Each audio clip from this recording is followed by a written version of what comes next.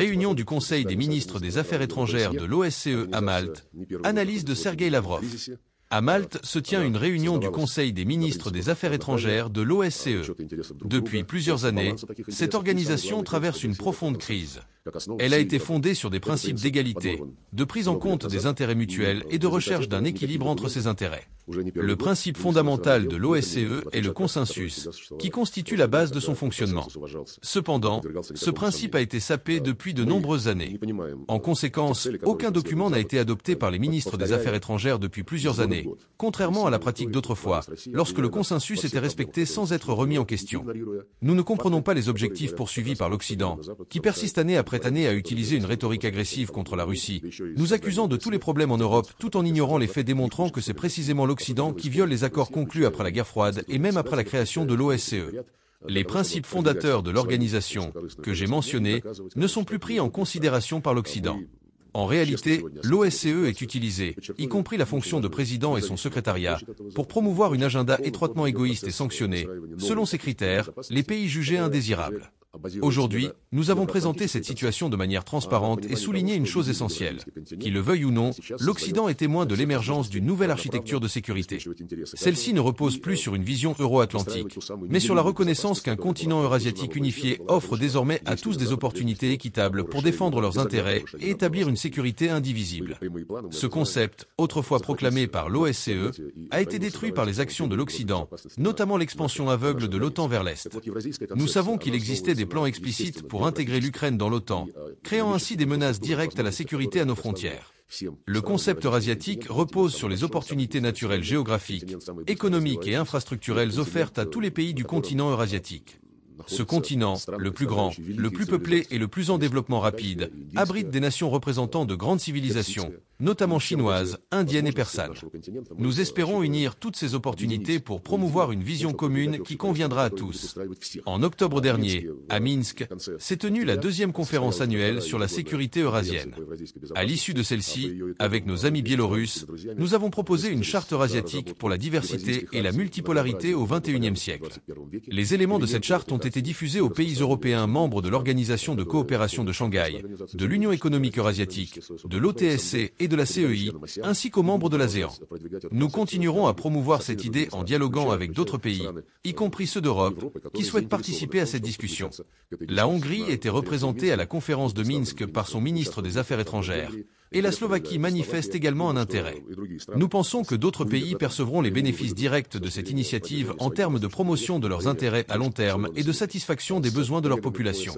À Malte, avec nos collègues de la CEI, nous avons présenté 3 déclarations conjointes. La première porte sur la nécessité de préserver les monuments historiques en mémoire des événements de la Seconde Guerre mondiale.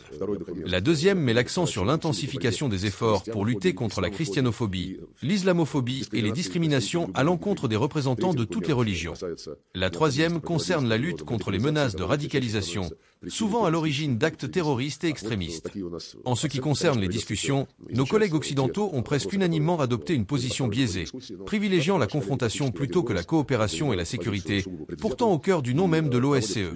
Lorsqu'on nous a demandé si les institutions internationales créées après la Seconde Guerre mondiale pourraient être revitalisées, nous avons répondu que les fondements nécessaires au développement durable de l'humanité sont inscrits dans la Charte des Nations Unies. Cependant, l'Occident en extrait de manière opportuniste des principes individuels tout en ignorant l'ensemble de ces dispositions. Par exemple, en 2008, ils ont déclaré unilatéralement l'indépendance du Kosovo, invoquant le droit des peuples à l'autodétermination. Mais lorsque les habitants de la Crimée, en réponse aux coups d'État illégaux et à l'agression des autorités à Kiev, ont proclamé leur indépendance et leur attachement à la Russie, l'Occident a invoqué le principe de l'intégrité territoriale. Ce double standard est fréquent. Le principe central de la Charte des Nations Unies, qui affirme l'égalité souveraine des États, n'a jamais été respecté par l'Occident depuis la création de l'ONU. Et cela se reflète également dans le fonctionnement de l'OSCE, où les États-Unis ont, sans surprise, soumis non seulement l'OTAN, mais aussi l'Union européenne qui devient déjà un appendice de l'OTAN et met ses capacités à disposition pour la planification militaire de l'Alliance de l'Atlantique Nord, visant directement la Fédération de Russie. Ces pays souffrent aussi grandement de cette politique de domination. À bien des égards, l'Occident a privatisé le secrétariat de l'Organisation mondiale. Actuellement, les postes clés, qui déterminent la direction des activités de l'organisation, sont occupés par des citoyens de pays membres de l'OTAN. Cela ne profite à personne. Les pays de la majorité mondiale, avec nous, soutiennent une réforme juste de l'ONU. Elle doit inclure non seulement l'élimination de la sous-représentation de l'Asie, de l'Afrique et de l'Amérique latine au Conseil de sécurité, mais aussi la réduction de la surreprésentation de l'Occident, y compris au sein du secrétariat. Nous avons proposé une série de critères sur lesquels une telle réforme pourrait se baser. La question est complexe, elle nécessite bien sûr des efforts et du temps, mais nous suivrons cette voie. Sergueï Viktorovitch, bonjour. Je suis Ermakov, de l'agence TASS. En 2025, la présidence de l'OSCE passera à la Finlande. La Russie a-t-elle des objections à ce sujet ? Étant donné les récents positionnements hostiles, et discute-t-on déjà de qui présidera en 2026 ? Nous avions, à l'époque, soutenu la candidature de la Finlande pour 2025. Elle n'était alors pas encore membre de l'OTAN. À cette époque, elle défendait sa neutralité, en était fière, et souhaitait marquer dignement le 50e anniversaire de l'acte final d'Helsinki. Depuis, elle est devenue membre de l'OTAN. Nous ne voyons pas la nécessité de créer des remous à ce sujet. Je ne pense pas que l'avenir de l'OSCE dépende de son président. L'Occident fait tout pour saper la raison d'être de cette organisation. Nous nous y opposerons, bien sûr, mais l'Occident agit avec une telle agressivité qu'il détruit depuis longtemps l'Organisation pour la sécurité et la coopération en Europe. Nous verrons comment elle évoluera par la suite. Egor Peskanov, RPS. Bonjour. Avant la réunion d'aujourd'hui, le ministère russe des Affaires étrangères a accusé l'OSCE d'ukrainiser ses politiques, ce qui paralyse presque tous les trois volets de la sécurité, militaire et politique, économique et écologique, humanitaire. À votre avis, existe-t-il actuellement une organisation internationale occidentale dont les politiques ne seraient pas influencées par cette ukrainisation ? En ce qui concerne les organisations occidentales, bien sûr, il n'en existe aucune où l'Occident ne promeuve de manière agressive, malhonnête, et parfois par des mensonges flagrants, le sujet ukrainien. Cela blanchit tous les crimes du régime de Zelensky, tout en accusant la Fédération de Russie. Nos arguments, pourtant clairement exprimés depuis des années auprès de la communauté internationale, sont totalement ignorés. Nous insistons sur la nécessité d'examiner les causes profondes de la situation actuelle en Ukraine.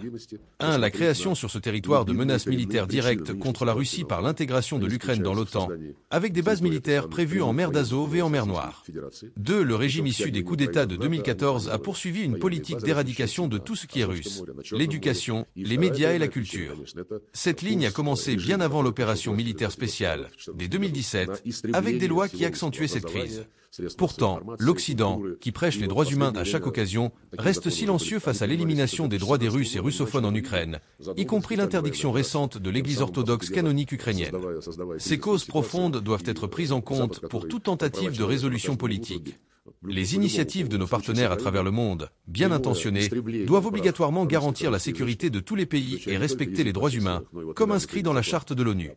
Nous n'avons aucun espoir dans les organisations occidentales. C'est pourquoi nous soulignons l'importance de renforcer la sécurité dans le contexte eurasien. Nikita Grozny, NTV, Sergueï Viktorovitch, des réunions en présentiel du format d'Astana au niveau ministériel sont-elles prévues concernant la situation à Olegovo ? Oui, nous sommes en discussion avec nos partenaires turcs et iraniens pour organiser une réunion ministérielle cette semaine. Quant aux commentaires du Premier ministre arménien, nous respectons le droit souverain de l'Arménie à prendre ses décisions, mais nous pensons que l'organisation du traité de sécurité collective, OTSC, reste dans son intérêt. La Russie et les autres membres de l'OTSC ne fermeront pas leurs portes à l'Arménie. Nous n'avons pas l'intention d'attaquer qui que ce soit. Actuellement, ce sont les États-Unis qui nous ont attaqués par l'intermédiaire du régime ukrainien, menant une guerre contre nous avec l'aide de néo-nazis ukrainiens, en les armant et en les aidant à bombarder notre territoire avec des armes de longue portée, participant directement à la préparation de ces attaques. Ce n'était pas notre choix. Le président Poutine l'a répété à plusieurs reprises. Nous n'avions pas d'autre option que de lancer une opération militaire spéciale. Cela faisait longtemps qu'il transformait l'Ukraine en une plateforme de menaces directes contre la Fédération de Russie. Le problème, c'est que nos relations avec les États-Unis se heurtent à leur manque de fiabilité. Ils ne tiennent pas leurs promesses. Depuis les accords encourageants entre Gorbatchev et Reagan à Malte, jusqu'aux engagements dans le cadre de l'Organisation pour la sécurité et la coopération en Europe, OSCE, les États-Unis ont systématiquement rompu leurs engagements. Ils avaient promis de ne pas étendre l'OTAN, mais ils ont fait tout le contraire. Dans les documents des sommets de l'OSCE, ils avaient signé qu'aucune organisation dans cet espace ne chercherait à dominer. Pourtant, l'OTAN agit en totale opposition à cet engagement pendant toutes ces années. Les exemples abondent, notamment en ce qui concerne la crise ukrainienne. En 2014, après l'accord conclu entre les parties, un coup d'État a eu lieu dès le lendemain, et l'Occident l'a non seulement accepté, mais aussi encouragé.